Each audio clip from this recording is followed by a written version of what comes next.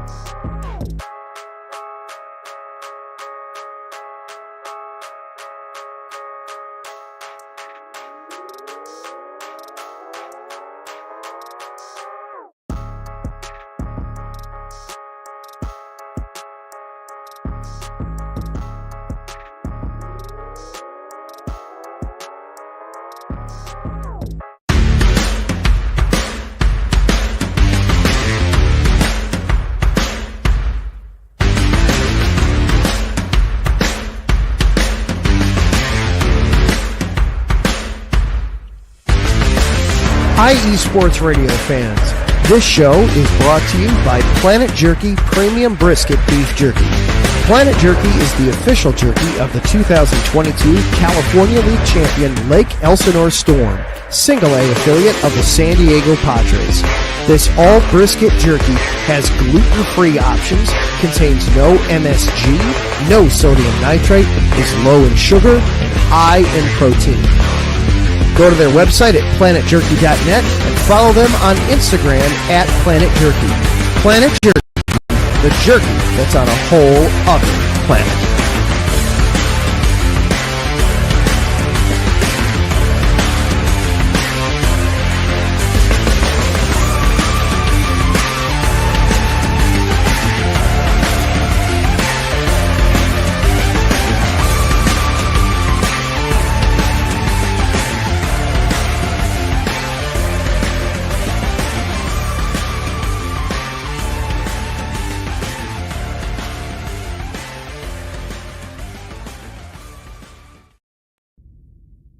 Rise and shine.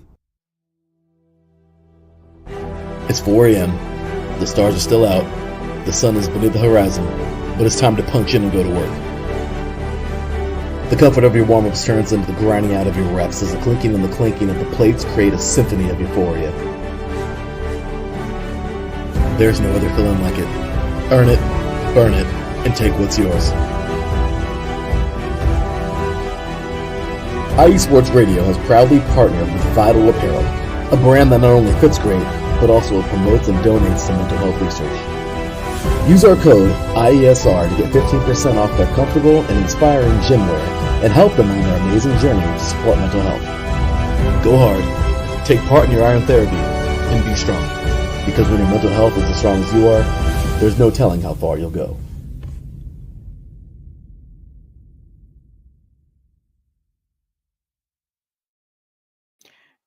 Man, that is so cool. Welcome back to Gritsville, USA. Once again, right here on IE Sports Radio, your direct feed for all that is sports. What you guys just saw was a new sponsor that we had, Vital Apparel. Love it. Just love what they do with the mental health community as well. Go ahead, support them. We got a promo code right at the bottom, 15% off if you use the code IESR. Super excited. We got some other things up in the works that will be, all of us here at IE Sports Radio will be super excited to share with you guys. But yeah, once again, my name is Christian Harvey. You're watching Gritsville, USA, right here on IE Sports Radio. Give me a follow on X, Twitter, whatever you call it, at Gritsville_IESR. You can follow us wherever you're on social media, Instagram, Facebook, YouTube, TikTok. We'll see about that in the next couple weeks. And we're also available wherever you find your podcast, whether that's Apple, Spreaker, Spotify, iHeartRadio. We're there. But first and foremost, I just want to wish everybody a happy new year. You know, we made it to 2025. What a big accomplishment getting us past 2024. Again, super excited to just continue on with what we have going on here at IE Sports Radio. And then myself included, just with this show, Gritsville USA, once again, just kind of came out of nowhere for me. But super, I'm going to say it every show, super grateful for Larry for giving me this opportunity to just speak about what I love, you know. This is what I'm passionate about, and super excited to spend 2025 with you guys. I would be remiss, though, if I didn't bring up what happened overnight out in New Orleans. Our thoughts and prayers are out there for those who were affected. And, I mean, let's be real here. It definitely was a terrorist attack. What happened down there? Don't let anybody else fool you with that. It was a terrorist attack. Again, thoughts and prayers for those affected. And sports kind of takes a back seat to that. I know they already said that they postponed the Sugar Bowl for tomorrow, but that doesn't really matter. If you're complaining about it, just stop talking. Sports definitely takes a back seat. So once again, thoughts and prayers to everybody affected down in New Orleans. Just truly heinous what happened. But yeah, once again, we are here. We got a lot to talk about. It was a kind of upset I took last week off. Now I was busy. Obviously, I didn't mind it at all, but man, a lot happened last week. Across all the teams, across the Pistons, Tigers, Red Wings, and the Lions, and Tigers made a little splash. Don't want to give it too much credit, but Scott Harris went out and got us a bat. He signed second baseman Gleyber Torres to a 1-year deal. I believe it was for $15 million. Just basically a prove-it deal for him, which was kind of the market for Gleyber Torres. For those familiar with the player, pretty solid bat. For those who not, he spent his entire career with the New York Yankees, all up until obviously this year. Last year he batted, he hit for 257, had a 1.8 WAR, 151 hits, 15 home runs, and 63 RBIs. That's definitely a pop that this team was missing. Super excited for it, though. Again, not a fan that the term was a little less than what I think Scott Harris should have given out. But again, if you listen to Scott Harris's press conference, he was excited by the fact that Gleyber was looking for a 1-year deal. I believe the only other team interested in Torres were the Washington Nationals, but I knew that there was some contract issues there. Or not contract issues. They wanted him to play a completely different position. Like I said, he's the second baseman. I think they want him to play third. But no, he's betting on himself here in Detroit. Hoping to make a next payday, next season. And we'll see if that's, back with us or, making his money elsewhere. The one thing I don't like about this is kind of what the Tigers have been doing the last couple seasons with in the Scott Harris regime, which is we're going to sign a bunch of guys to 1-year deals. If the season's not going how we want it to, guess what? We got some trade bait for end of July. That was the case with Michael Lorenzen when he got traded to the Philly Rangers. Phillies or the Rangers? I don't remember who he went to. That was the case with Jock Flaherty. Even Mark Hanna, he got traded at the deadline last year after we traded for him. He had 2 years left, but we sent him off. That just seems to be the thing here. Kind of that's what I was predicting was going to happen when they signed Alex Cobb. I talked about him 2 weeks ago, the senior citizen pitcher that we got. And again, Gleyber Torres here, 1 year. Don't know what that means. hoping he's here the whole year. Where I'll discuss in a few minutes about what I want the Tigers to do this year. That's part of my New Year's resolutions. We'll talk about it.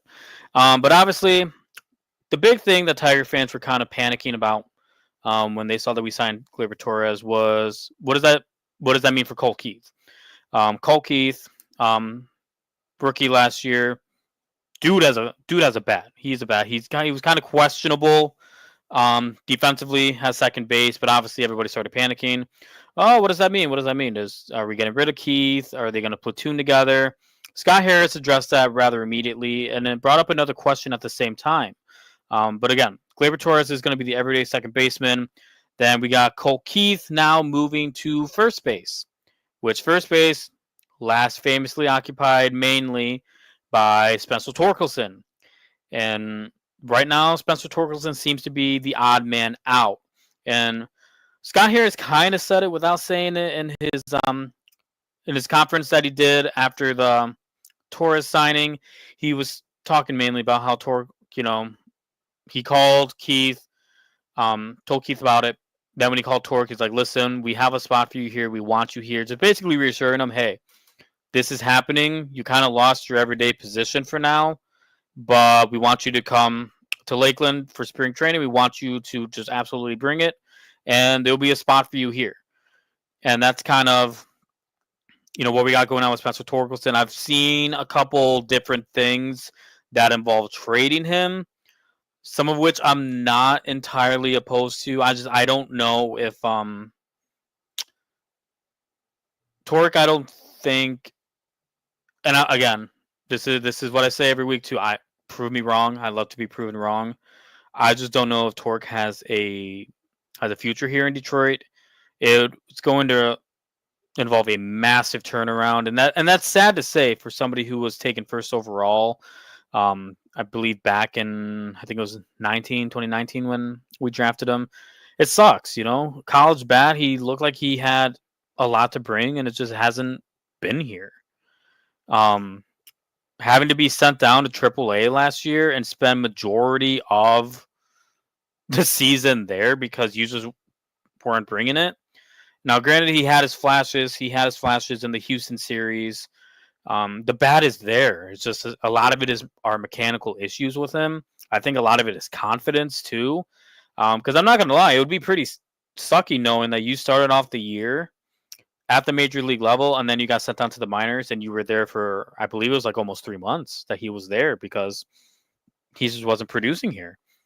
We'll see what happens. Depending on how the rest of the offseason shakes out for the Tigers, I think it will provide a clearer picture for where Torque is going to be. And speaking, I'm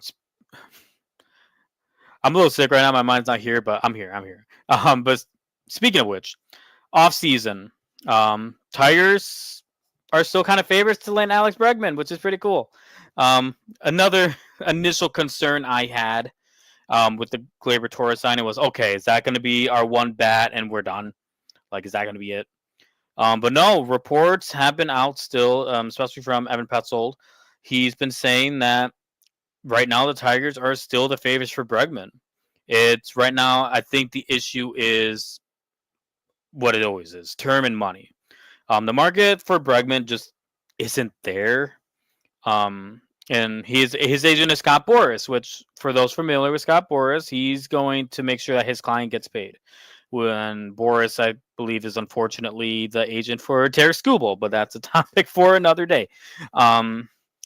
But Bregman's kind of still waiting it out, but each day that he's waiting it out, the market just keeps going down and down for him. Eventually, he's going to have to take a deal. And he's the one that I'm really going to want for term. And I think that's the only thing he's going to take. I don't think he's on the same boat as Gleyber Torres where he's like, oh, I'm going to prove myself. Like, he's proven himself. The only knock on him really is his health. But other than that, in all other areas, he's proven himself to be worthy of a contract. And right now, it is down to just the Tigers and the Toronto Blue Jays, from what I heard, which I don't know why you want to go to Toronto. Canadian tax is different, whatever, financial stuff. Just, stay in the U.S., come to Detroit. You're familiar with your manager. with our manager, with AJ Hinch. And I was on the boat of, okay, I hope this happens, to now I truly do believe Scott Harris is actually going to get this done. And that was what I just wanted to see. And even then, you even move past that. Harris apparently has a backup plan as well in the event that Bregman doesn't work out. The backup being for outfielder Anthony Santander from the Orioles. Solid bat, which again, that's what this team is needing. I'm not going to pretend like I know how he is defensively, because I don't pay attention to the Baltimore Orioles. But I believe he was an All-Star this past year. But he has a bat. That's all that matters. And the 2024 was his breakout year.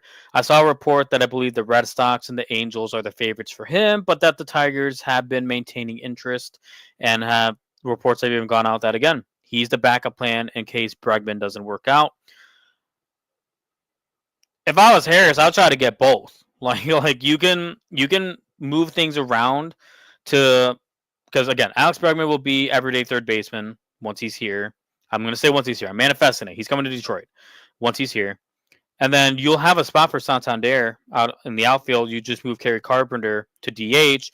Torque is then the odd man out. But then, hey, you get trade bait there. I just think that's what should happen here. I think, why settle for one when you can get both? It's time to spend the money. It's time to spend the money. Again, I'm glad that he went and got a bat. Only thing that pisses me off about that was the term, but I get it. Torres wants to prove himself. And, second base, we're going to have the second baseman, Kevin McGonigal, coming up soon. I believe he's the second baseman. And then even shortstop, Max Square is outfielder. But even then, Kevin McGonigal's going to be up in 2 to 3 years. I can understand if you don't want to sign somebody extensively out, a long contract in that position. But at least we're doing something here. I'm glad, I'm on the boat that I'm just glad that Scott Harris is doing something. That was kind of my one wish last year, is like, hey, at least do something, man. He did. He got us Alex Cobb, which, yay, don't care as much about that. But Gleyber Torres is still a massive improvement. It's going to even things out more. A lot of the issue last year is we had a lot of lefty bats. Torres he brings that right-handed pop that we need. Let's just finish it off with Bregman, maybe get Santander into the mix, and we got a solid squad. But I'll talk more about that with the New Year's resolutions. But yeah, like I said, exciting stuff from the Tigers. I'm just, again, super glad that they finally just decided to spend a little money. $15 million for Alex Cobb, again, a little bit too much in my opinion, but you got Gleyber Torres for the same amount, which I'm not upset about. And again, we needed that bat, but we shouldn't be done. But I'll get there. I'll get back to them in a second. Right now, I want to bring my attention to everybody's favorite Detroit Red Wings. Now, again, last I spoke about the Red Wings, I was pretty high on them. They had the impressive win against Philadelphia, whoever they played before then, and then they went ahead and dropped dead against the Canadians and somebody else. I believe that was after. My mind's a bit foggy. But either way, something happened after my last stream where Yzerman just had enough, and he finally decided to cut ties with Derek Lalonde, which was basically my number one wish from them. And then they signed Todd McClellan to a multi-year deal. Happened day after Christmas. The belief around here is that Yzerman didn't want to ruin Christmas for the Lalonde family, so he waited till the day after Christmas to give him that present. But we got Todd McClellan, and I'm super excited about that. I don't think he's some world-changing coach, but you can kind of tell that Yzerman went the Detroit Lions route in the sense of he brought on a guy who is going to demand nothing but the best from you. A little bit of background on McClellan. He was actually our assistant coach back when Mike Babcock was here. He won the Stanley Cup with the Wings back in 2008 as an assistant coach before he went on to the San Jose Sharks. Their head coach position, won the President's Cup with them. And then before he had pit stops with the Oilers and I believe the Kings. Yeah, the Los Angeles Kings. He was off for a bit. I believe he got let go of the Kings last season. Pretty solid coach. I mean, again, other than winning the President's Cup with the Sharks that 1 year, I mean, nothing really to scream out about. But again, what this team so desperately needed and what I had discussed with them when Lalone was here was that this team it looked like they had zero confidence. It looked like they didn't care. And listening to the McClellan press conference, and even if you just listen to this guy speak before with the teams that he was in the past, that's not going to be an issue anymore. Definitely not going to be an issue. And let me pull up here. So I believe we have 3 games under the McClellan belt now. He lost the first one against the Maple Leafs, but that doesn't surprise me. I believe that game was quite literally the day after all this happened. There was still a whole lot of stuff that had to be figured out. Like, I get it. I wasn't expecting them to win that game. They lost 5-2 that game. It was pretty ugly. But the next 2 games after that, wins against the Capitals and the Penguins. Now, I get it. They're not the best teams. Like, they're not that great either. But they were wins. And wins are wins. They won each of those games 4-2. And especially, I'm going to bring attention to the game last night. Right out the gate, this team looked energized. They looked like they were ready to go. They came out firing. Took an early lead. It was kind of back and forth all until the end of the game. 2-2. JT Comfort broke the tie, and then Dylan Larkin got the empty net goal just to kind of solidify that. But again, that's what this team has been missing. And looking at the stats real quick, apparently, my apologies, I was talking crap about the Capitals. They're currently one of the top teams they are the top team in the Eastern Conference. So that is definitely an impressive win in my book. The Penguins, they'd make the playoffs if it ended today. Let's put it that way. But again, it's nice to see. And typically from what I heard on Detroit radio, wasn't too familiar that this is more often the case with the NHL, but one of the radio hosts was discussing how this is kind of a thing with hockey. You saw it last with the St. Louis Blues when they won their Stanley Cup back in 2019. They fired their coach halfway through the year, and then they went on a ridiculous-ass run to end up winning the Stanley Cup at the end of that year. I don't believe that's going to be the case. Excuse me, this time around. I'm just glad that they just went ahead and did it. But that begs the question. Are we just going to phone it in for the rest of the year? Give McClellan a chance to see this is who I want around. This is who we can get rid of, maybe by the trade deadline or the end of the season. Or is it going to create a spark and they're going to go on a St. Louis Blues-esque run? Again, not saying they're going to sit here and win the Stanley Cup. Not even get close to it, but could they at least maybe make some noise in the wild card race? If we look at that right now, the Red Wings have 34 points currently. The last Eastern Conference wildcard spot is held by the Senators with 40, so they're a couple games behind. But we enter the new year. There's still 3 full months left of hockey. A lot can happen, and again, you can create a spark off this. Now, the Blues are the prime example, but there are other examples of hockey teams firing their coaches and then they're making a run themselves. I mean, you could also look at the Bruins. They fired Jim Montgomery at the beginning of the year, and right now they're currently in the playoffs. So it can happen. We'll see. I'm just glad to finally see some just excitement from this team. And it's huge. It's just huge. It's what this team needs. And, we're going to take it week by week. McClellan is here for the long run, and he gets a free pass this year. I'm going to give him a free pass. Obviously, he came in end of December. Some of these guys may not be the ones that he wants moving forward, so I'll give him a pass. At least the Red Wings did something. If they would have kept Lalone and the trajectory kept going the way it was going, I would have been more pissed. But now my level of pissment, that's a word, went down. My expectations obviously went down with it, but I'm just glad that they did something. Now you can be like, oh, is it morally correct to fire someone mid-season, let alone day after Christmas? Doesn't matter. That's what you sign up for, being a head coach. Do your job, and that won't happen. And the reality is that Lalone was not doing his job. I'm so glad that we finally got him out of here. Terrible, terrible, terrible. But all the best to him and his family. I don't want to wish ill will upon anybody. But shifting focus to the other LCA tenant right now, I did get a notification on my phone that I did not want to see about them. They're currently playing right now against the Orlando Magic.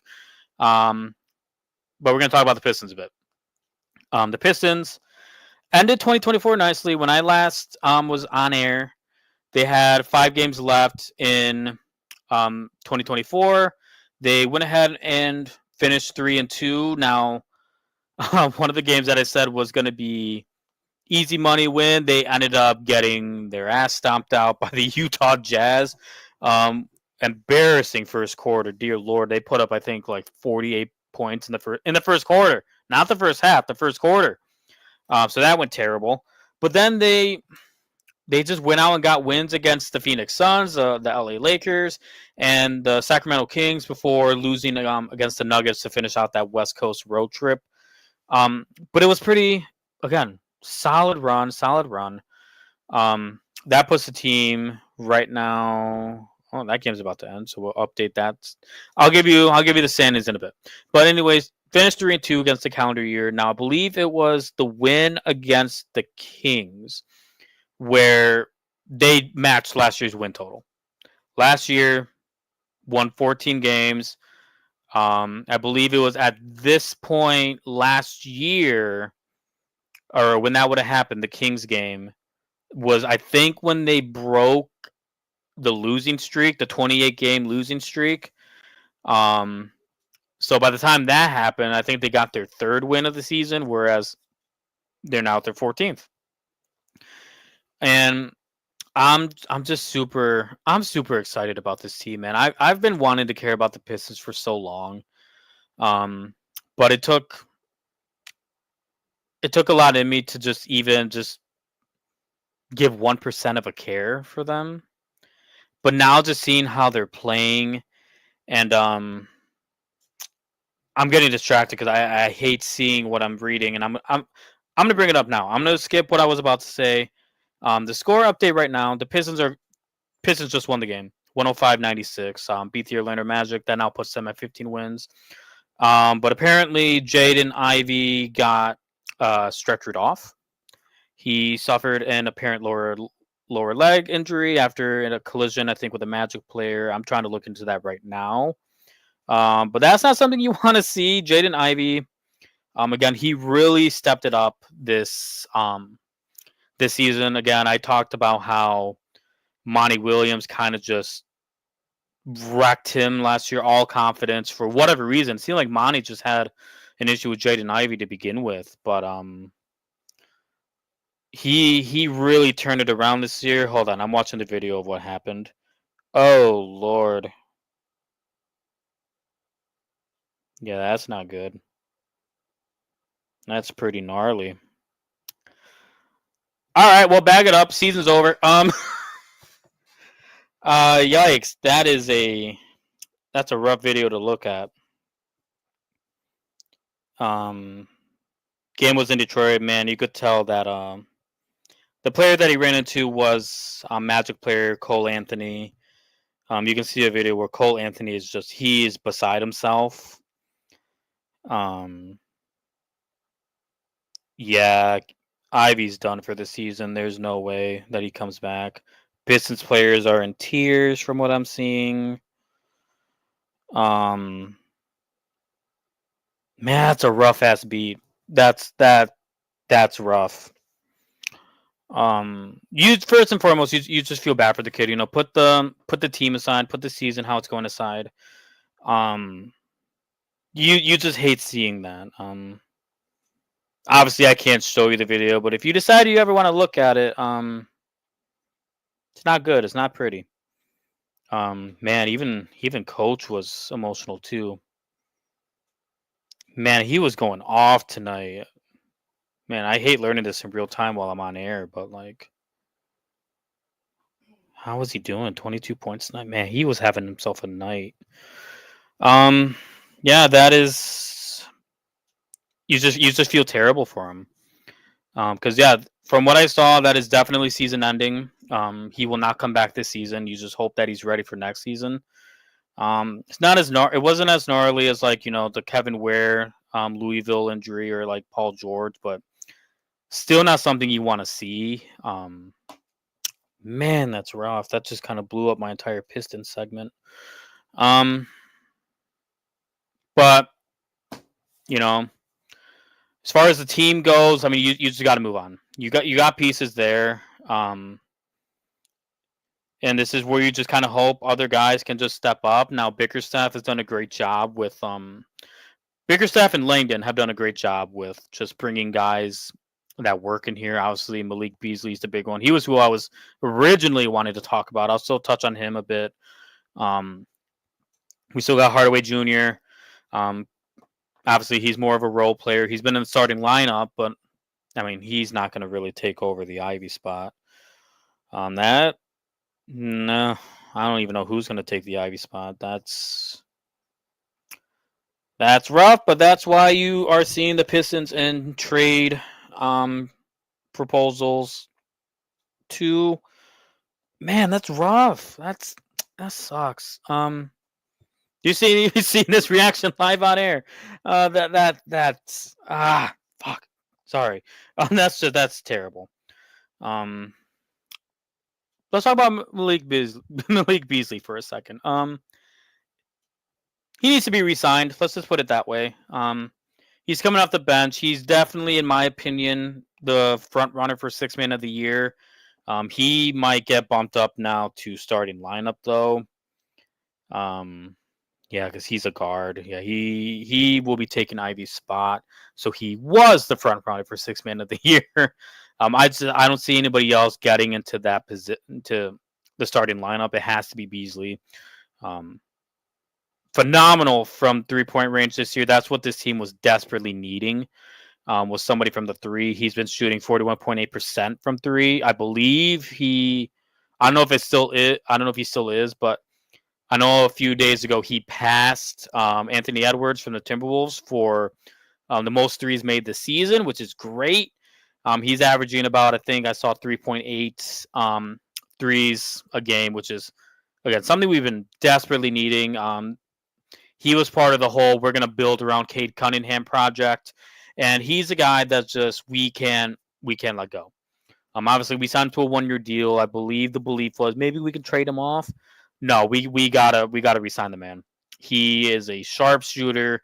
He's getting so embedded in the Detroit culture as well that it only makes sense to keep him here.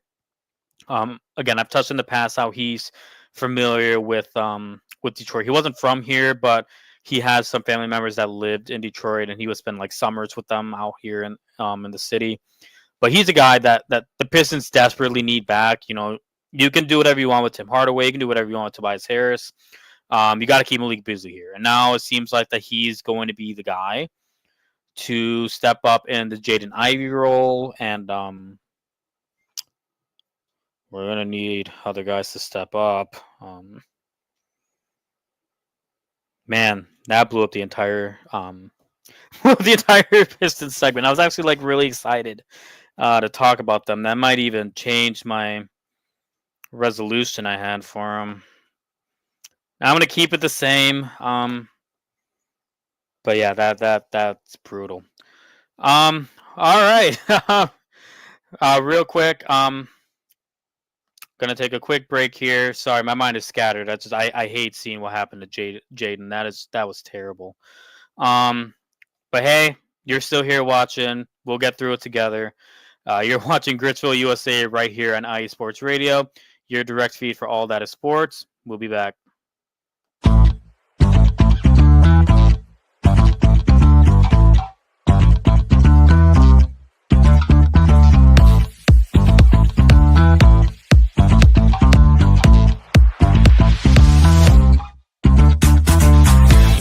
Hey there, IE Sports Radio fans. Be sure to check out our sponsor, Seal the Deal Wax Seals by Cecilia B.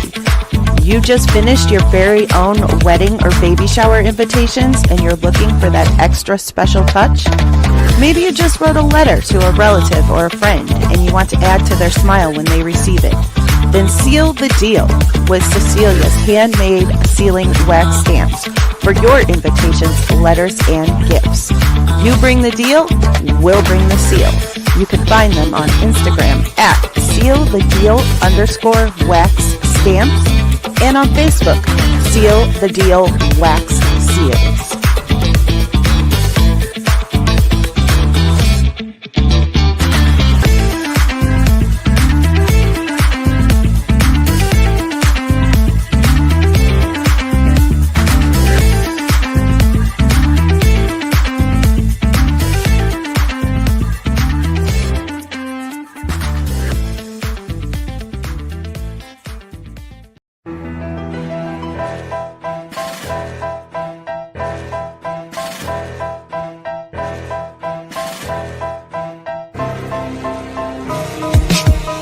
For the last 10 years, IE Sports Radio has been bringing you amazing content ranging from interviewing legendary athletes, coaches, and other authorized media personnel to building tailor-made shows dedicated to all major sports cities around the country. Make sure to follow us at IE Sports Radio on X, Instagram, Facebook, TikTok, and YouTube to keep up with the latest in sports and with all of our shows. Also, make sure to check out our daily updated website at iesportsradio.com. At iesportsradio.com, you can see our daily show schedule and check out all of our show pages with personal bios to learn a little bit more about each of our awesome hosts. In addition to our show pages, you can catch the IE Sports Radio blog, Hall of Fame, Fans of the Month page, and our merchandise shop including t-shirts, tank tops, caps, long sleeves, hoodies, and more. For now over a decade here at IE Sports Radio, we've continued to be by the fans, for the fans, and we thank you all for your support and for making IE Sports Radio your direct feed for all that is sports.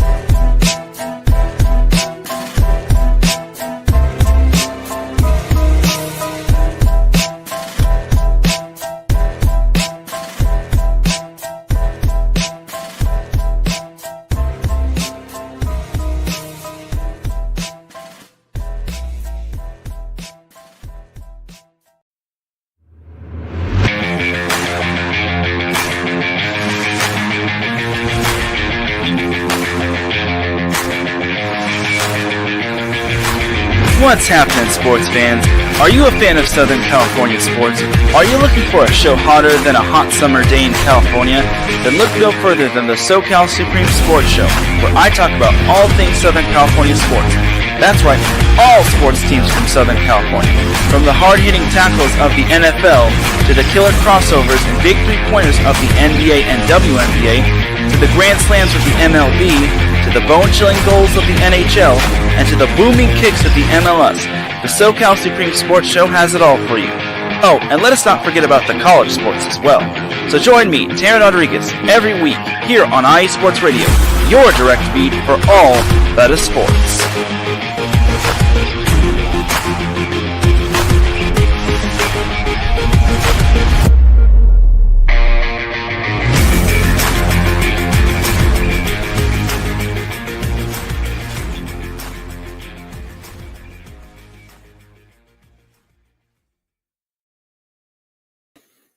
All right, guys, welcome back to Gritsville, USA, right here on IE Sports Radio, your direct feed for all that is sports.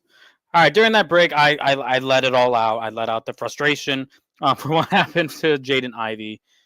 We're past it. I know I'll have to bring it up one more time tonight, but for now, we're going to focus on more happier things. We're going to focus on the Michigan Wolverines, which is crazy to say considering how the season started out. Those that watched the, I don't even know the bowl name, the Relea Quest Bowl or whatever, they were put up against the Alabama Crimson Tide, and they won. They beat the, oh, damn, we just missed the playoffs, Crimson Tide. We should have been in, and we just kind of solidified that, no, maybe you guys shouldn't have been in there. Beat them with a score of, I think it was 19-13. The first quarter was crazy. Now, granted, I have to be real here.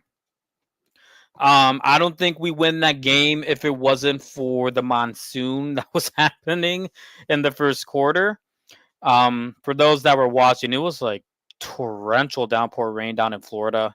Um, and that caused Jalen Milroe, that caused Alabama just in general to make a ton of stupid ass mistakes and turn the ball over in their own field or our own side of the field. Michigan could only capitalize, I believe, 13 points out of what seemed like I think it was 4 different turnovers. And then I think Michigan was only able to get 2 field goals more out of that. But that was the deciding factor. Alabama was making a little bit of a run before the first half ended. I believe at halftime the score was 16-10. Second half of the game was not really, wasn't must-watch TV. Both teams just got, I believe, another field goal out of that. But impressive defensive showing, because then even in the monsoon, the defense still has to perform. You can get thrown an easy ball from Jalen. You still got to intercept that thing. You still got to be able to run after the fumble and scoop it up before Alabama does. So again, just a very impressive showing yesterday. I wasn't really expecting much. I really wasn't even paying much attention to it. I knew it was happening. I thought, well, this matchup was unfair. Because I don't know why you're putting Alabama up against Michigan, who, by all intents and purposes, it was a down year for Michigan. However, is it safe to say that the down year was still a success for Michigan? Obviously, beginning of the year it was rough. You lost against Texas. You got the doors blown off you against Oregon. Lost against Indiana. You had somehow beat USC with no quarterback. But then you won against your 2 main rivals. You won against Michigan State, which granted wasn't hard to do, even though I predicted them to lose that game. I'll be real. I predicted U of M to lose against Michigan State. Still won that game.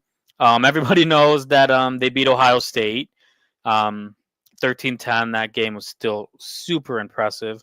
But then they followed up with, beating Alabama yesterday. And the very cool thing, and I know this was a bit of a talking point after the game, January 1st, 2024, the Wolverines beat the Crimson Tide to get to the College Football Championship.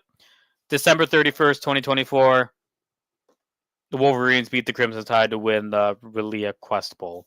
So again, is it safe to say that the down year was still a success?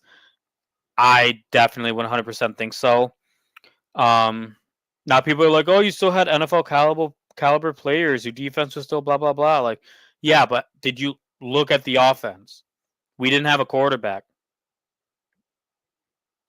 Like, defense can only carry us so far. We got to put up points. Great and all that 13-10 we won. And yeah, that was mainly because of the defense, but actually, that's a bad example. The defense really carried that game. But still, even then, we had no quarterback. Davis Warren is going to be an insurance agent after this year. Alex Orji, I don't know what the hell he's doing. Jack Tuttle quit middle of the season. And yeah, we still managed to finish out 8-4, 9-4, something. Still a winning record for a down year. And now look at what's coming up ahead for the Wolverines. We got Bryce Underwood coming. We got a ton of other people coming in. Michigan football is now incredibly reloaded. And again, I'm going to talk about them in my New Year's resolution blitz that I got. But again, I'll be the one to say that this year was a success. Of course, you have Sparties, you have some Buckeye people that are like, it's not. But whatever, I'm not listening to you guys. It was a success in my eyes. It's a success in my book. Now let's talk about everybody's favorite, the Detroit Lions. It's a big one this week. It's a big one. Man, I'm nervous about that game, but I'm super excited. I'm super excited nonetheless. It's a game I expect to win. I'll go over my thoughts about that in a second. Let's see. I'm going to read some comments. Let me look at some comments here. Glenn saying, looking forward to the Lions-Vikings game on Sunday. Skull. Glenn is our new host for our Minneapolis show. Can't wait to see what he has to talk about. Glenn, I need you to remind me. Are you speaking before Sunday's game, or is it going to be like kind of a recap after we whoop your guys' ass? I do need a reminder. I'm just kidding, Glenn. Gave him a very nice welcome to our IE Sports Radio chat, saying like, "Hey, I don't like you right now, but we'll see what happens Sunday. We'll see if that changes." Just kidding. No, Glenn, super glad you're on the team. Super excited to see what you have to say about this Sunday's game. It's gonna be a good one. It's gonna be a good one. I feel disgusted saying skull just then. Glad saying not until after the game. Okay, sounds good. Can't wait for the post-mortem you're about to have with that. But again, super excited. But we got to talk about what happened in the game that did not matter. The Lions took care of business in the revenge game against the Niners.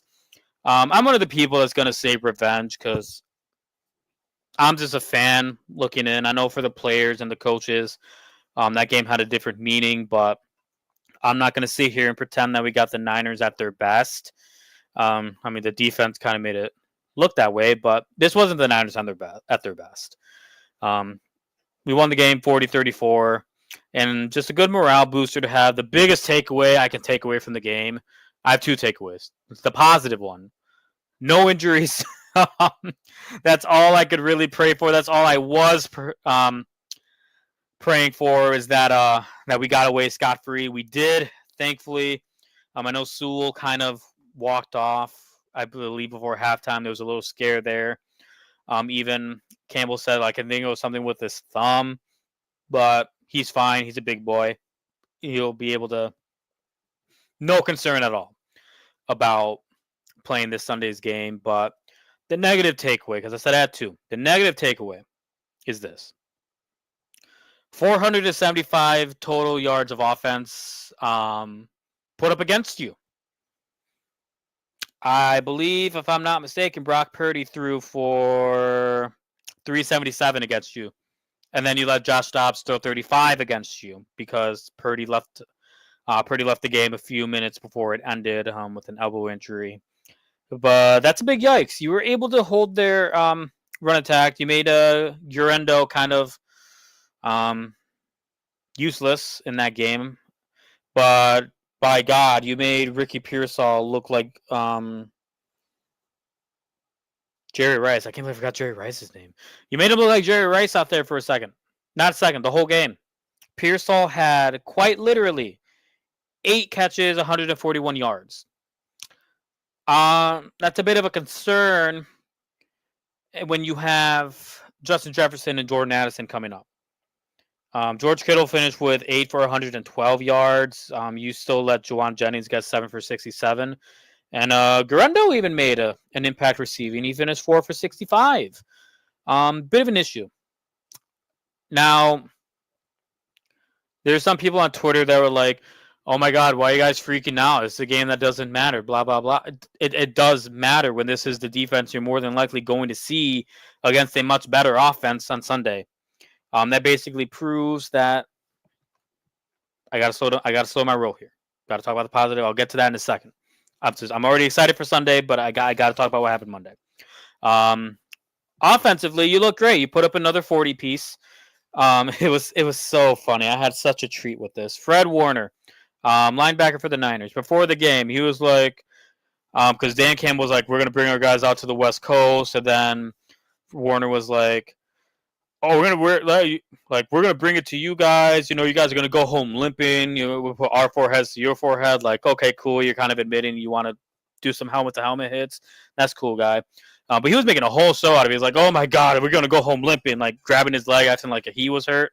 And the Niners defense didn't punt the ball once. The only time you got us off the field, I believe, was a turnover on downs, and that was it. Jack Fox just sat on the sidelines the entire game. So, great job, Fred Warner. You sent us home limping, that's for sure. Limping from how much we whooped your guys' ass. Again, for the players, you could tell it meant a lot. especially to Kirby Joseph as well. He finished the game with 2 picks. One was essentially a gimme from Brock Purdy. You know, Brock Purdy thought Kirby was wearing red for some reason. But the second one was just super impressive. Ricky Pearsall appeared to be wide open, but Kirby just out of nowhere stole that thing, finished with 2 picks. And at the beginning of every season, the Lions social media team, they do a thing where, you know, they have a bunch of different team names like on a popsicle stick, and they get asked the question, what game are you looking forward to most this year? And Kirby's was the Niners game. He held up the Niners team logo. This game was important to him, and you heard that in the press conference he had. I believe it was on Tuesday when they got back to Detroit. He spoke about how much this game meant not only to him, but to the guys that were here in the NFC Championship game. Didn't matter that the Niners were injured. And real quick, I got to talk about how annoying Joe Buck and Troy Aikman were. They were like, oh my God, the Niners, they're so hurt, blah, blah, blah, blah. Like, we have 22 dead guys on defense. Are we not hurt too? You just saw Brock Purdy throw for 377 yards. You saw Josh Dobbs get down the field with ease on their last drive of the game. Like, are we not hurt too? We're not going to talk about that. We're going to talk about the Niners. Like, oh, they should have been in the NFC Championship game again if it wasn't for McCaffrey. Like, shut up. I'm just kind of waiting for the point for the Lions to get kind of the benefit of the doubt.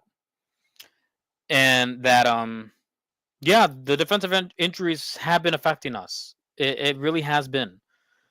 I'm not surprised that they went for 475 yards against us when we have no linebackers outside of Jack Campbell.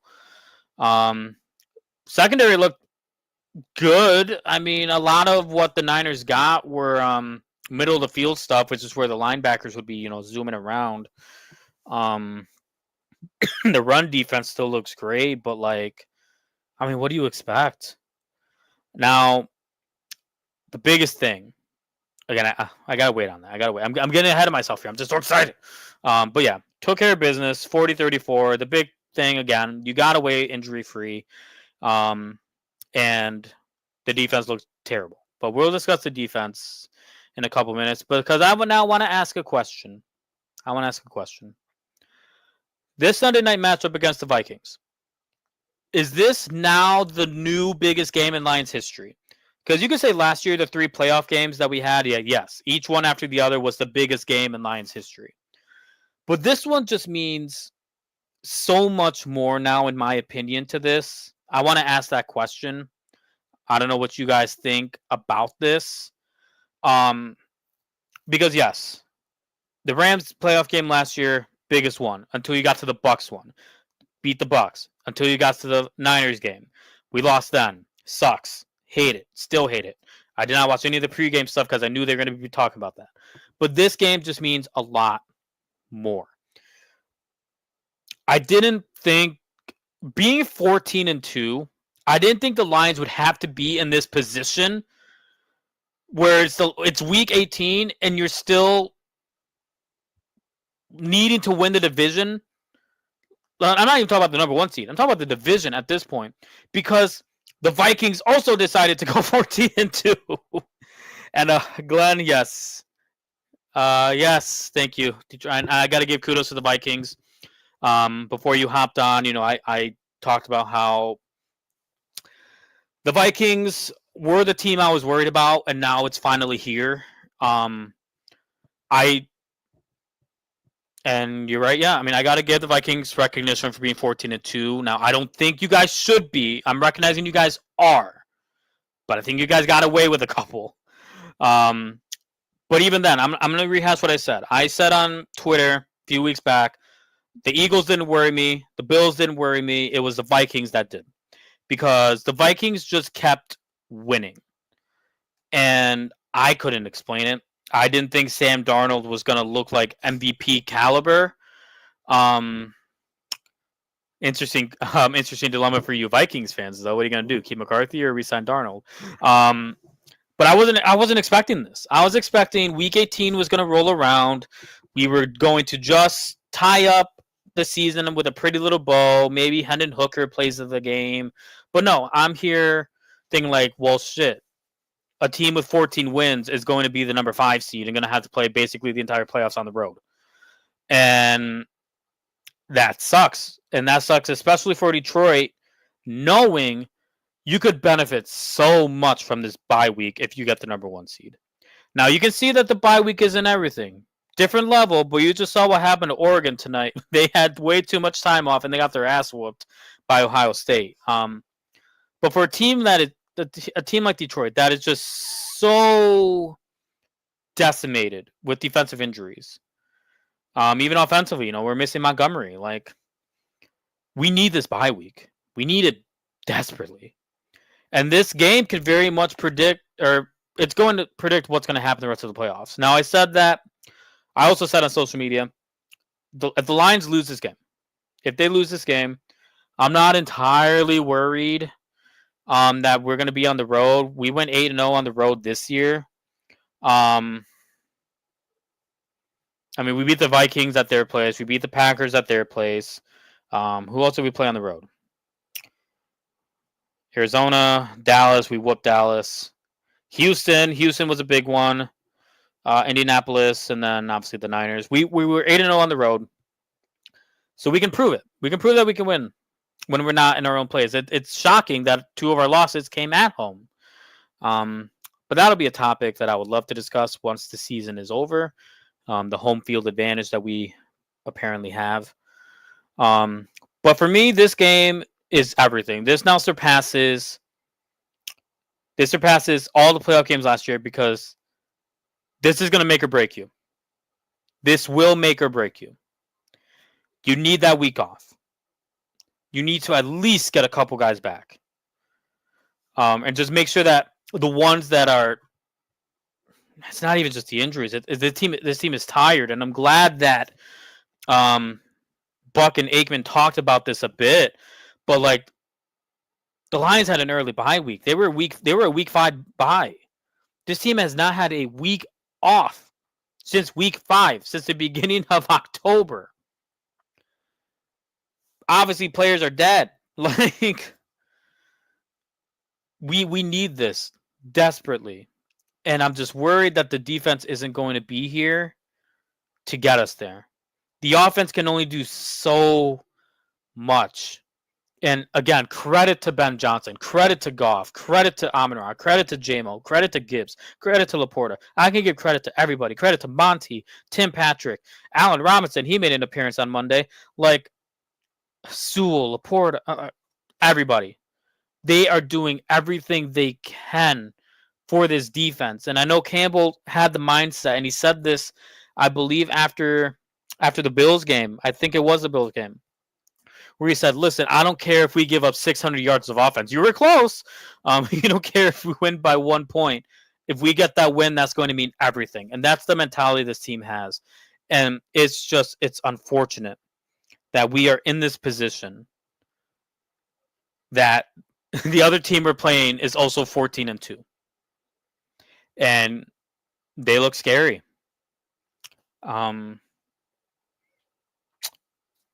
This game's going to result in whatever the defense does. And what I was kind of getting at before, Alex Anzalone, he practiced today, and I saw something on Twitter, on X, that the defensive DVOA, I believe that's to measure how successful your defense is. So it's kind of like a bar chart. I wish I had the picture. The Lions have been in the positive all up until the Jacksonville Jaguars game. Jacksonville Jaguars, we won 52-6. What happens in the Jaguars game? Alex Anzalone breaks his forearm. Every game after the Jaguars game, and I even believe the Jaguars game itself finished negatively, every game after has been negative. And I believe he was the only player in that game that got hurt. I think the week after was when we lost Rodrigo. Then the week after that was when we lost McNeil, and Davis. It just kind of kept going downhill. But Alex Anzalone, who really has stepped it up since last season, he, I think, is what we have been missing. He is the guy in the middle of the field that can put a stop to all the BS that teams like the Niners have been doing against us, the Bills. He's the guy. If we want a remote chance of winning on Sunday, because my prediction isn't going to be nice, we need Anzalone back. We really need Anzalone back. I can't stress that enough. This game is going to result on what the defense does.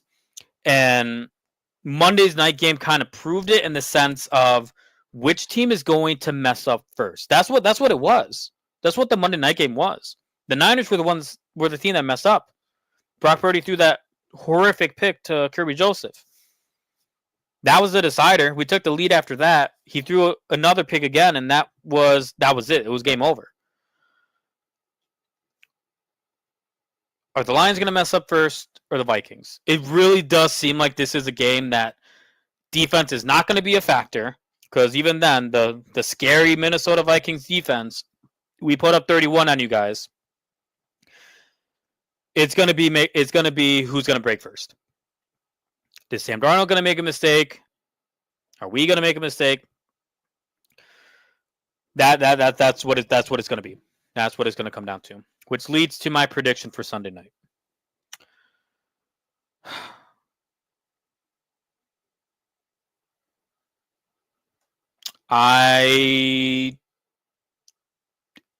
If Anzalone plays, we win. If Anzalone plays, we will win Sunday. If Anzalone doesn't play on Sunday, we do not win. That, to me, is what it comes down to. Anzalone right now is the most valuable player on our team. If he can play on Sunday, we will win. We will win. If he doesn't, we're going to be going to either Tampa or LA, whatever happens in those games. And we're going to have to find a way to win on the road. And Glenn, you are right. McNeil was definitely the key the first time we played the Vikings. We don't have him anymore. And yeah, you can kind of see also that the D line has suffered without McNeil. Zadarius Smith has almost been a non-factor. But even then, I think Anzalone's the guy. Yes, it sucks not having McNeil, but you can see that we are still able to apply a little bit of pressure. It kind of happens more towards the end of the games, it seems like, when everybody's dead tired, as opposed to the beginning. But we're not going to stand a chance if we can't stop the middle of the field. Just absolutely not. Aaron Jones is a solid run and catch running back. I believe we can stop him on the ground, but if you're going to be dinking and dunking to him, that's going to be an issue if we don't have Anzalone. That's what it's going to come down to. Anzalone plays, we win. Anzalone doesn't play, we lose. I can't even put a score attachment to it. I think it's going to be a shootout either way. Again, I think the Lions offense is going to overpower the Vikings defense, and I think that the Vikings defense is obviously going to overpower, or Vikings offense is going to overpower Detroit's defense.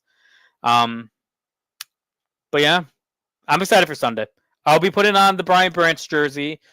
I wasn't going to put it on for Monday because, I haven't lost in that jersey yet. So we're not going to lose.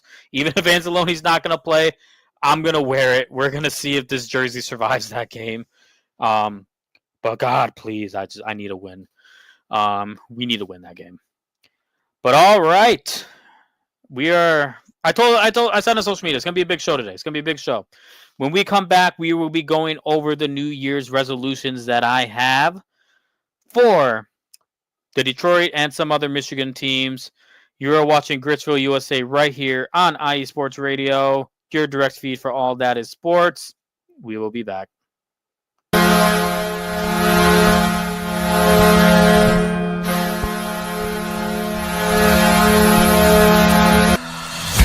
Hockey fans, I'm Adam Kernick. And I'm Zach Puplis. Together, we are the newest version of Hockey Talk on IE Sports Radio, The Neutral Zone. Zone. We love hockey, but we also know it's not everyone's first sport. So we want to make this show as much for new fans as for the diehards. Whether you can name all the Swedes on the '08 Red Wings Stanley Cup team, or if you can't tell if Varlamov is a goalie or the latest trendy vodka, we're here to help. With facts, figures, and outrageous fans, we bring you all the hard-hitting hockey news you can handle, while still keeping it fun and on the rails. Well, mostly. So tune in every week as we go around the hockey world, from college to Canada, the minors and the majors, and everywhere in between. So bring your cellies, And your one-timers, you wicked wristas. and be sure to protect your five-hole. Catch the Neutral Zone every week on IE Sports Radio, your direct feed for all that is sports. We promise not to pick on the Arizona Coyotes every episode.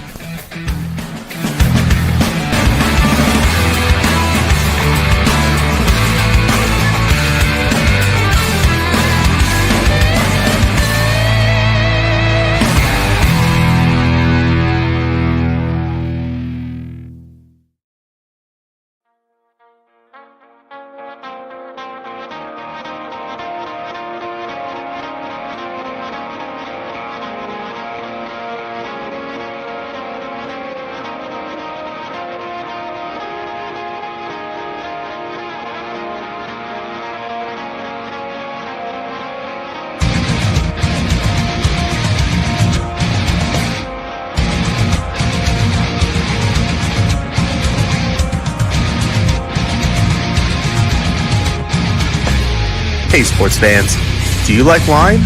Well, we've got the show for you. This is Let's Wine About Sports, a show where we talk about wine and sports simultaneously. From the classic Cabernet Sauvignon all the way down to the grapes that you've never even heard of before. Oh yeah, we cover it all. And we'll talk about a little bit of sports as well. Football, hockey, collegiate, women's sports, it doesn't matter. We're going to talk about it all, and we're going to whine about it all. So join me Monday at 8 p.m. on IU Sports Radio, your direct feed for all that is sports.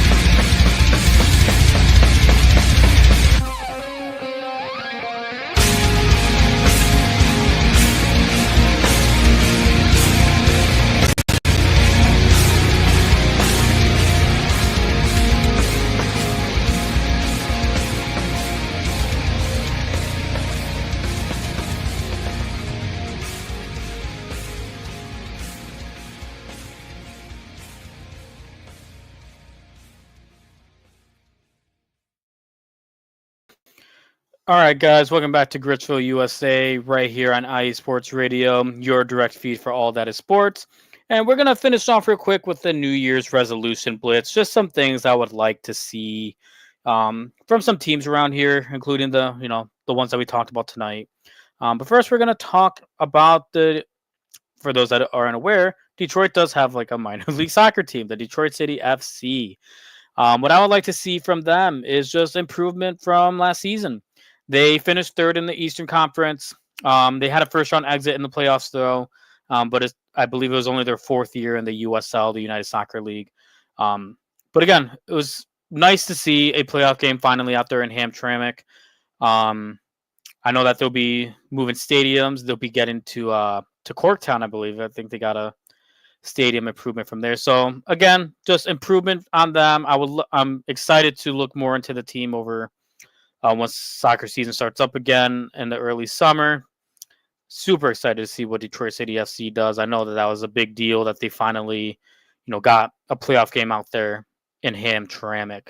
Now, the next one I do want to talk about will be the Michigan State Spartans, both in basketball and football. We're going to start off with basketball, though. Now, what would I like to see from the Spartans in basketball? Simple. Win the Big Ten, make a run at the tournament. Right now, MSU is kind of just synonymous with, oh yeah, we're good, we make the tournament, but we're not going to do anything in the tournament. Tom Izzo, obviously, he's been doing this for years. But I mean, come on, man, we got to do something here. Right now, they are leading the Big Ten, which isn't saying much. We're only really beginning conference play, but they got a solid squad. I'm excited to see what they do. Even speaking as a Wolverine fan, excited. I've talked about MSU before. My stepsister went to MSU, so I kind of grew up an MSU fan before I transitioned to the Wolverine side of things. Currently 11-2, 2-0 in conference play, winners of 6 straight.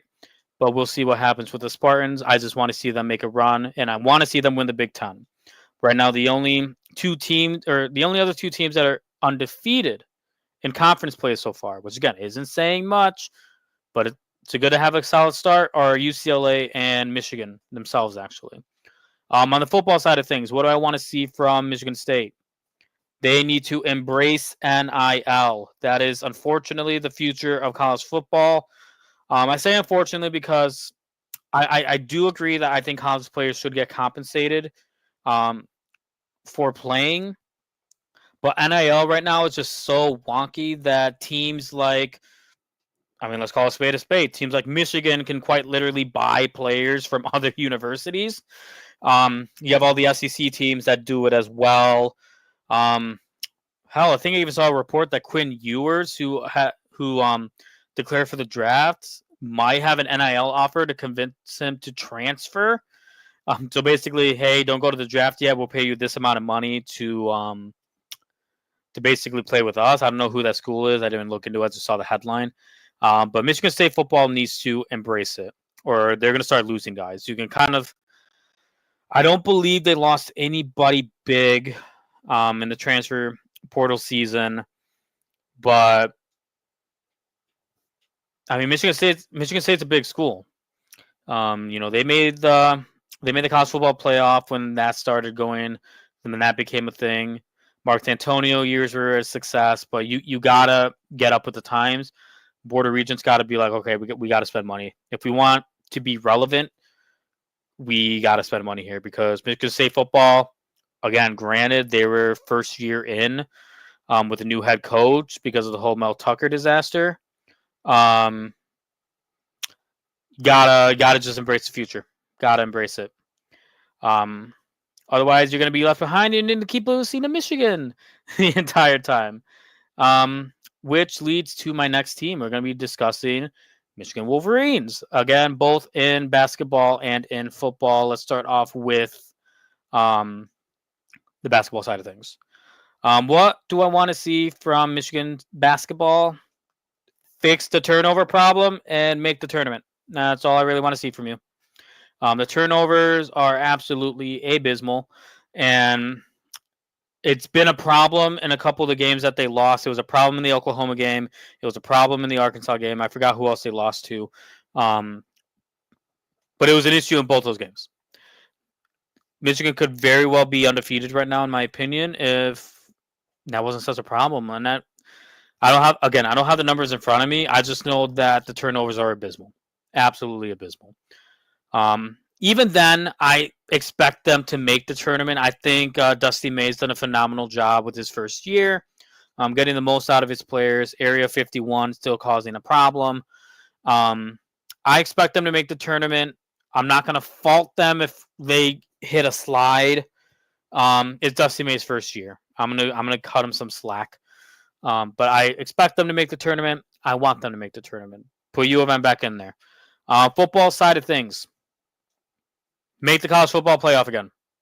When I talked about them earlier, I was like, listen, you got Bryce Underwood, you got all these other guys that committed to you, that transferred over to you. You finished this year the way that you did, 8-5. You have no excuse not to make the playoff next year. Like, I'm sorry. You're gonna finally have quarterback. You also got we got Keene from Fresno State. Jaden Davis is staying. Like, there's gonna be an actual quarterback competition instead of, oh my God, we gotta throw Progressive Insurance Agent Davis Warren out. Bryce Underwood expectedly should be the starter. I'm just going to say that right now. You spend an assload amount of money to get him here. I expect him to win the starting job. He's a phenomenal player. But even then, even though you're losing guys on defense, you're basically reloading, you're restocking. The run game is still going to be one of the top in the nation. Even Sharon Moore said when we beat Alabama, running the game is Michigan football. That is Michigan football. And he's saying that knowing Bryce Underwood is coming and that we actually are going to have a quarterback. So they're not losing the identity of this team. I fully expect them to make the college football playoff next year. This year they get a pass. Obviously, a whole lot of turmoil happened after Harbaugh went back to the league. But again, for the Michigan Wolverines, I expect them to make the college football playoff again. All right, on to the last four. We're going to discuss the Detroit Red Wings. And this is all I want from them this year. This is all I want. And this is the one I have the least confident in out of everything I'm saying. I'm going to let that be known right now. I am the least confident about it, but I'm still wanting it. You got to make a resolution sometimes that might not be followed through, but you're still going to put it out there anyways. I want Chris Ilitch to put Steve Yzerman on the hot seat. You got to let him know, listen, man, this is it. And again, I foresee Yzerman, no matter how this current season finishes, I expect him to finish the season out. But this offseason in the summer, it's got to be known something now or you're done. If you want to preserve your legacy for what you were to the Red Wings as a player, you got to do something now. And I hate saying that with Yzerman, because obviously with Yzerman, what he was to Detroit when he was here as a player. I don't want him destroying his legacy because the GM side of things just hasn't been there. But this has got to be it. This season, he gets a pass. He did what he did with the coaching. It is what it is. But next season, you get the Red Wings to become a playoff team, or that's it. You sign players, or that's it. No more. We gotta wait for Palika to come up. We gotta wait. Blah, blah, blah. We're done waiting. We need a winner in LCA on the hockey side of things right now. We need it. Stop dicking around. Get us a winner. Steve, I love you, but we got to be done with this. We really got to be done with this. Next, we're going to talk about the Detroit Pistons, and this is where I'm going to be a little bit depressed again because I have to kind of switch it up a little. My resolution for the Pistons this year was I wanted them to become a play-in team, but not just a play-in team. I wanted them to be in as the 7th or 8th seed, meaning you get the home game to get the playoff spot. Obviously, the Jaden Ivey injury, I think, changes things up a bit. The reality is the Pistons are still winning. They're looking good. I expect Trajan Langdon to address the issue now, the hole that we have. By the trade deadline, I expect things to be moved around. Like I said, Malik Beasley will become the starter, in my opinion, taking Ivey's spot. I still think because of how poorly the other Eastern teams are doing that the Pistons can get in the play-in team, play-in spot. I still want them to make the 7th and 8th, and that's the thing. A resolution is a want. I want this to be done this year. The Ivy thing, the Ivy injury kind of brings that down, my level of confidence down a bit. At least for the 7th and 8th seed spots are concerned. I still see them making the play-in even with this. Again, I trust Langdon to figure it out, to get it figured out. That's my resolution for the Pistons. Second to last, we will be discussing my resolution for the Detroit Tigers. And my resolution for the Tigers are as follows. I just want you guys to prove that last year was not a fluke. When I was already thinking about this segment before the Torres signing, it was going to be spend money. But they did. They're showing interest in players that are going to require you to spend money. My resolution for them, prove that last year was not a fluke, because it was probably the flukiest looking playoff run that you will ever see in your lifetime. We should not have been in the playoffs. They were there. But just prove that you can build off of this, that you didn't just kind of tease Detroit like, haha, we did this, but guess what? We're going to go playing like shit again. So I just want to see them do it again. I want to see them win the Central. I'll be satisfied with a wild card spot again. I think you could win the Central. I don't think Cleveland's that good, in my opinion. Just prove it's not a fluke. You got to make the playoffs again. If you don't make the playoffs, it was a fluke. It's playoffs or bust. You got to do it. AJ Hinch expects it. And Scott Harris, I think, has listened. Like I said, he got Gleyber Torres. So I expect it. I'm going to throw one more quick thing. I didn't write this down, but I thought of it. It's a resolution. I'm going to tie this with the Red Wings level of confidence because I don't think Scott Harris is going to do it. I don't think it is. It's not that I don't think Scott Harris wants to do it. I think he wants to. I don't think Illich is going to allow it to happen, especially in the Bregman, since we're still in the Bregman and even Santander run of things. I want them to cut ties with Javi Baez. I don't see it happening. Just still too much money, too much pizza money to just cut ties with. I think, in all honesty, I think the Alex Bregman chase, I think, was maybe the compromise from Illich. Like, hey, I'm not going to cut ties with Baez. I'm not going to just lose money, but I'll let you chase after Alex Bregman to an extent. So yeah, that's another resolution. I actually have less confidence in that than the Red Wings. But hey, miracles happen. I think they need to cut ties with Javi Baez. It's done. It's over. If you're playing him over Trey Sweeney, you just look like an idiot. And it's not even on Hinch because I think he's going to have no choice but to play him. But I think you look like an idiot as an organization keeping that player on your team. But yeah, prove last year wasn't a fluke. And as an added bonus, get Javi Baez the hell out of Detroit. Not going to happen, but hey, a man can dream. Last but not least, what is my New Year's resolution for the Ferris State Bulldogs? I'm kidding. What is my resolution for your Detroit Lions? Obviously, the big one here, make the Super Bowl. It's going to depend on Sunday. But because obviously that's the obvious one, I don't want to just have that be the obvious one. I want them to address the O-line and the D-line this offseason. McNeil should be ready by the time the new season rolls around. But even then, you got to get another edge rusher. Zadarius is nice. I really want to see what's going to happen with that once we get McNeil back. Hell, once we even get Hutchinson back. But Smith will be going into his last year of his contract. He's up there in age. We gotta have a plan to address it. I saw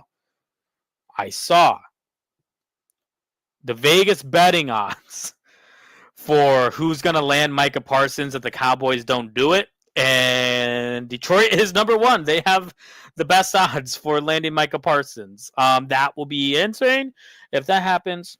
Don't see it happening. That's a lot of money. But that would be insane. That'd be absolutely insane. But then even the O-line.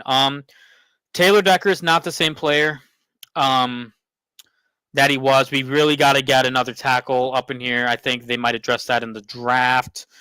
Because it's time to think about post-Decker years. And even then, I think you got to start thinking about post-Frank Ragnow years. I know this past offseason it was kind of discussed that Ragnow was kind of teetering with retirement. Dude is playing with I don't know how many injuries this motherfucker has, but it's a lot. And I think he's at the point where he's kind of just thinking about his future just as a man, as a family man. That might be a potential problem if he decides to hang it up after this year. Go a little bit further. Kevin Zeitler is up there in age too. Good thing Christian Mahogany has looked pretty good. With the small sample size we got from him, he's definitely going to be one of the key future focal points at guard. But you got Graham Glasgow on the other side. He's been kind of high and low this year. I still think you got to address that. The team's biggest strength might be a potential problem. Is basically what I'm getting at. So I'm hoping that Brad Holmes, Dan Campbell, they're already starting to mentally prepare for that. I know there's still a job to finish this year. But I think it's smart and I think it's wise to start preparing for that because that will be an issue. That will be an issue moving forward. But that's it. Those are my New Year's resolutions for all the teams here.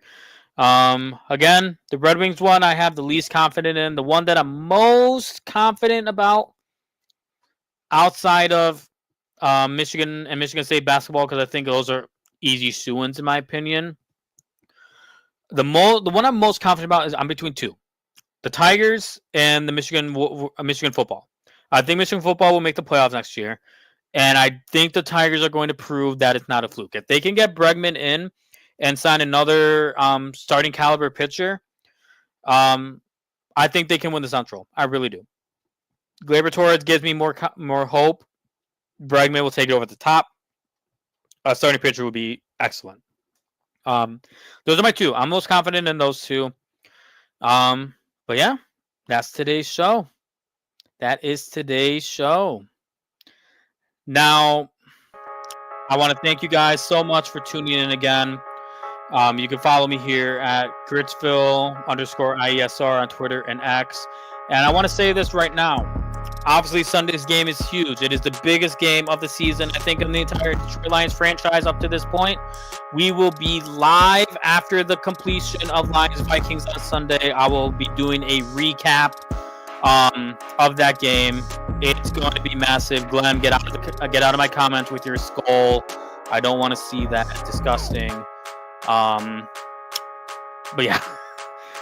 We'll see, but we will be live for a bit of time after the completion of that game on Sunday. Super excited. I'll be either wearing the Branch jersey still, or I'll be crying tears into it. You will see after the completion of Sunday Night Football. But yeah, thank you guys so much again for tuning in. Happy New Year to everybody. Once again, thoughts and prayers to what happened down in New Orleans. It's still a scary time from what I'm still seeing on the news. Not going to share here. Don't want to put a damper on it, but just thoughts and prayers for everybody that was affected down there. It's just completely awful what happened. But hey, give us a follow on Weird Transition. Give us a follow on Twitter, or X, whatever you call it, Instagram, Facebook, YouTube at IE Sports Radio. Follow us on IESportsRadio.com as well. Same website /Gritsville USA. You'll find my show. You'll find everybody else's show on the site as well. But hey, make sure to follow me and the other shows on IE Sports Radio through Apple Podcasts, Spreaker, Spotify, wherever you find your podcasts. Myself and the entire team will be there as well. Once again, we will be live after the completion of Lions-Vikings on Sunday. I'll either be in the best mood possible, or you'll see a potential table flip. We'll see. But thank you guys. Love you guys so much. See you guys on Sunday.